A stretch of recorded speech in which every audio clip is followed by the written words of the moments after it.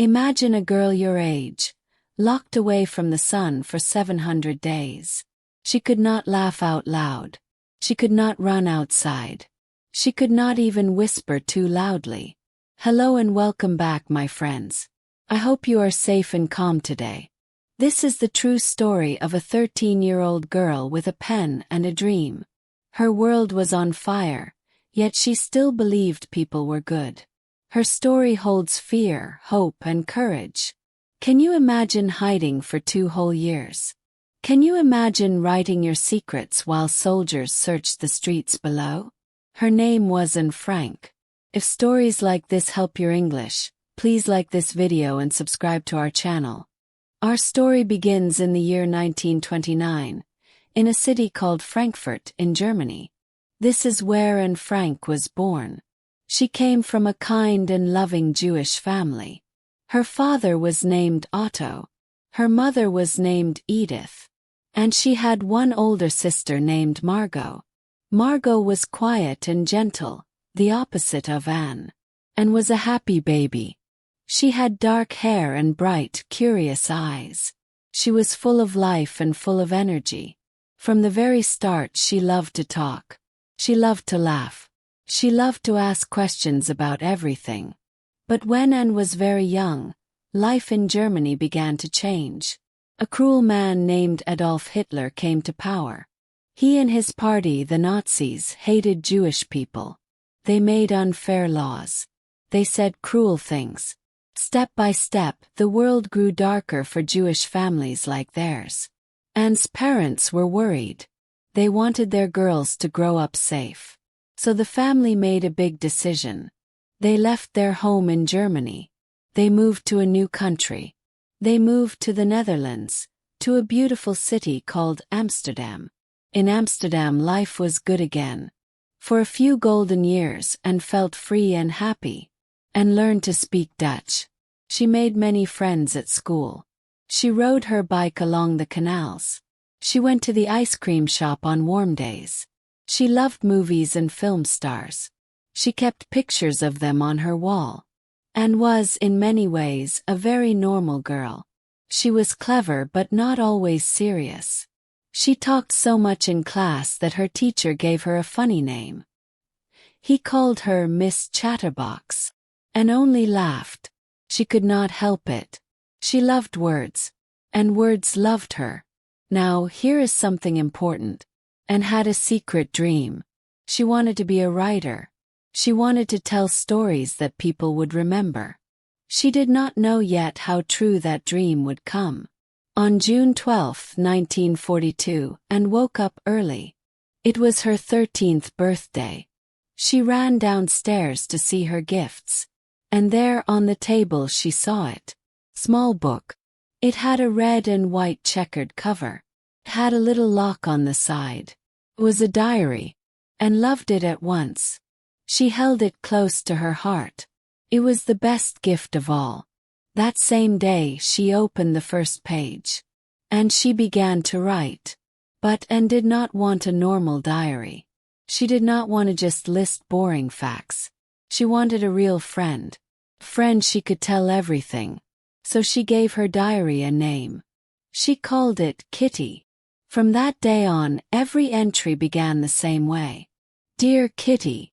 She wrote about her school. She wrote about her friends. She wrote about her feelings, both happy and sad.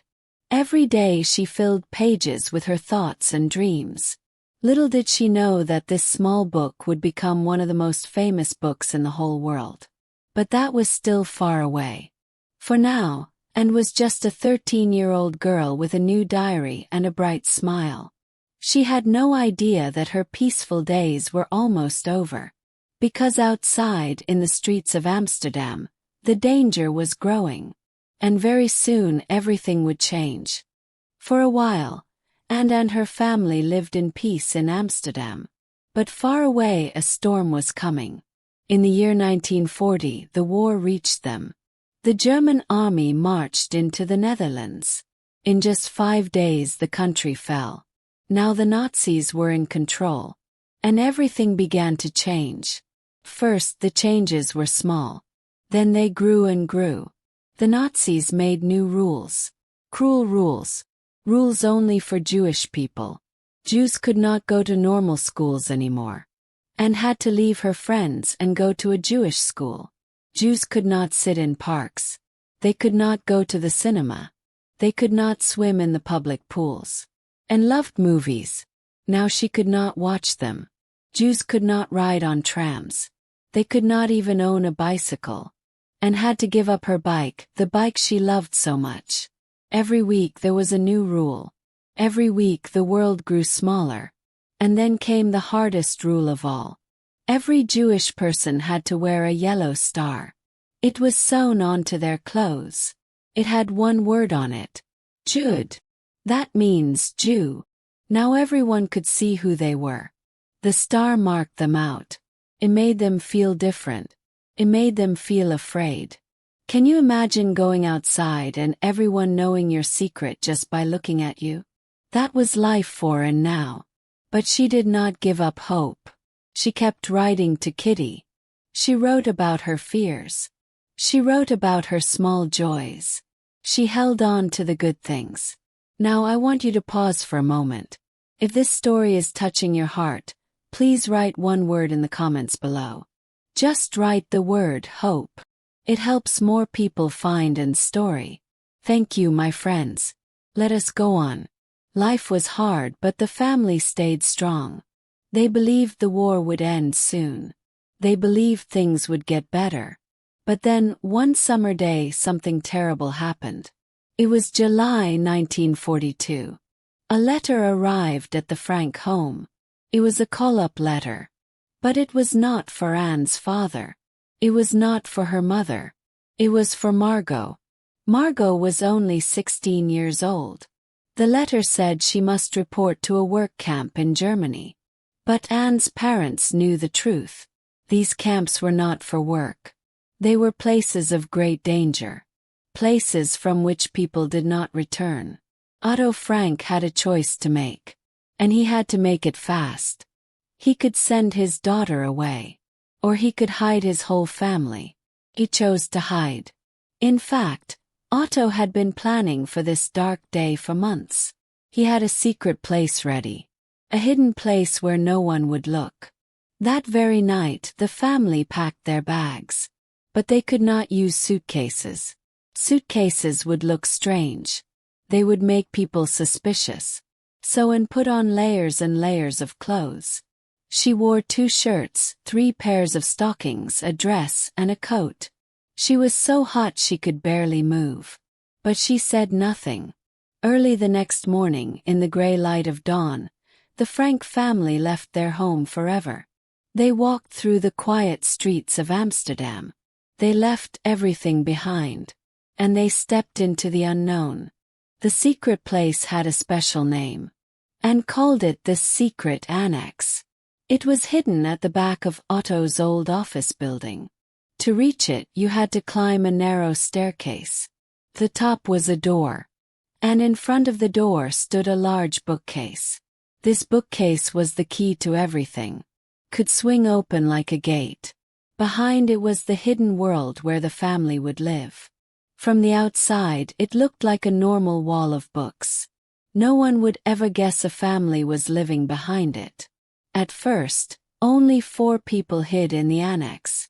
There was Anne, her sister Margot, and their parents. But soon more people came.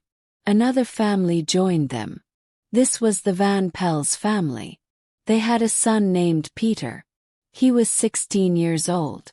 Later one more person came. He was a dentist named Fritz Pfeffer. Now there were 8 people. 8 people living in a few small rooms. 8 people who could never go outside.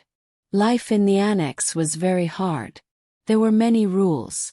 And the rules were about one thing. Silence. During the day, workers came to the office below. These workers did not know about the hidden family. So the family had to be completely quiet. They could not walk around. They could not use water. They could not flush the toilet. They could not even speak above a whisper. Imagine sitting still for hours and hours. Imagine not making a single sound. That was daily life for Anne. Only in the evening, when the workers went home, could they move freely. Only then could they talk in normal voices. Food was another problem. They could not go to the shops, so a few brave friends helped them. These helpers worked in the office. They knew the secret, and they risked their own lives to keep the family alive. Every day they brought food. They brought bread and milk. They brought news of the outside world. They brought books for Anne to read. These helpers were true heroes. Without them, the family could not have survived. There was also fear. Deep, constant fear. Every knock on the door was terrifying. Every strange sound in the night made their hearts race. What if someone found them? What if someone told the police? They lived with this fear every single day. For a young girl full of life, the annex was like a cage. And missed the sun. She missed the fresh air. She missed her friends and her freedom. She missed riding her bike. She missed simply being a normal girl. Sometimes she felt so sad she could hardly breathe. But Anne was strong. She found ways to keep her spirit alive. She looked out through a small window in the attic. Through it she could see one thing. Tree. A single chestnut tree. She watched it change with the seasons. In spring it grew green leaves. In winter it stood bare against the sky. That tree became her friend. It reminded her that the world was still out there. It reminded her that nature was still free. And so, day after day, Anne survived. But she needed more than a window and a tree. She needed a way to be truly free. And she found it. She found it in the pages of her diary. Because on paper Anne could go anywhere. On paper she could say anything. On paper she was free. The months passed slowly in the secret annex. 1 year went by. Then almost another. In all, the family hid for 25 long months. And through it all Anne kept writing. Her diary became her best friend in the world. Kitty, she told everything. She wrote about her hopes. She wrote about her dreams. She wrote about her fears in the dark. But she also wrote about growing up. Because inside that hidden house, Anne was changing. She was no longer a child. She was becoming a young woman. And her writing was changing too. Grew deeper. Grew wiser. Grew more beautiful. At first, Anne did not get along with Peter. She thought he was shy and quiet. She thought he was a little lazy. But slowly things changed. They began to talk. They spent time together in the attic. They looked out at the sky through the small window. And something soft grew between them. It was Anne's first taste of love. In that dark place, Peter became a light for her. Someone to share her feelings with. Someone who understood. But life in the annex was not always sweet. 8 people in one small space was very hard. Sometimes they argued. Sometimes tempers grew short. And often felt that no one understood her. She felt her mother did not listen. She felt the adults were unfair. She poured all these feelings onto the pages of Kitty. Now let me ask you something. Have you ever felt that no one understood you? If you have, tell Anne in the comments. Right. I understand you, Anne. I think she would have loved to read that. Thank you, my dear friends. Now let us continue. Even in the darkest days, Anne never lost her hope. This is the most amazing part of her story. She had every reason to hate. She had every reason to despair. But she did not. Instead, she wrote some of the most famous words ever written. She wrote, "I still believe, in spite of everything, that people are truly good at heart." Think about that for a moment. A young girl, hiding from people who wanted to hurt her, still believed in the good in others. That is real courage. That is a light that darkness could not put out. And dreamed of the future. She dreamed of the war ending. She dreamed of going back to school. And most of all, she dreamed of becoming a famous writer. She even began to rewrite her diary, hoping to publish it one day as a book. She had no idea how her dream would come true. Then came a summer morning in August 1944. The family had been hiding for over 2 years. They were beginning to hope. The war news was good. Freedom felt close. But that morning everything ended. Someone had betrayed them. To this day no one knows for sure who it was. The police came to the office. They went straight to the bookcase. They pushed it aside. And they found the secret annex. After 25 months in hiding, the 8 people were discovered. They were arrested. They were taken away. And Anne's diary was left behind, lying on the floor, its pages open to the world. The 8 people from the secret annex were sent far away, to the camps in the east. These were terrible places, full of hunger and cold and pain. The families were split apart. Anne and Margot were sent to a camp called Bergen-Belsen. Their mother was sent somewhere else. Their father was sent to another place. And there, in the freezing winter, sickness spread through the camp. Both Anne and Margot fell ill. In early 1945, only a few weeks before the camp was set free, the 2 sisters died. Anne was just 15 years old. She was so close to freedom. But she did not live to see it. Of the 8 people who hid in the annex, only one survived the war. It was Anne's father, Otto. He came home to Amsterdam a broken man. He had lost his wife. He had lost both his daughters. He had lost everything. But then one of the brave helpers gave him something. It was Anne's diary. She had found it on the floor and kept it safe all this time. Otto began to read. And through those pages, he heard his daughter's voice again. He read her thoughts. He read her dreams. He read her hope. And he realized something. The world needed to hear her words.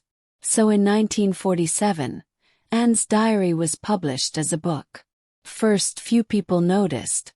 But slowly the world began to read. And the world began to weep. Today, Anne's diary has been sold more than 30 million times. It has been translated into 70 languages. A young girl who was hidden away, who was silenced, who was never allowed to speak out loud, is now heard by millions all over the world. Her dream came true, and wanted to be a writer, and she became one of the most famous writers in all of history. So what can Anne teach us? She showed us that hope can live even in the darkest of times. She showed us that words are powerful. One small voice, one small diary, changed the whole world. And here is the beautiful part, my friends. Today, when we learn English, we too are finding our voice. Every word we learn is a new door. Every word we learn helps us share our story with the world, just like Anne shared hers. So please keep going. Keep learning, keep listening, and keep believing. If this story touched your heart, please give this video a like and subscribe to our channel for more stories like this one. And in the comments below, tell me, which brave person from history would you like to hear about next? Thank you for listening today, my friends. Until next time, take care and keep shining your light.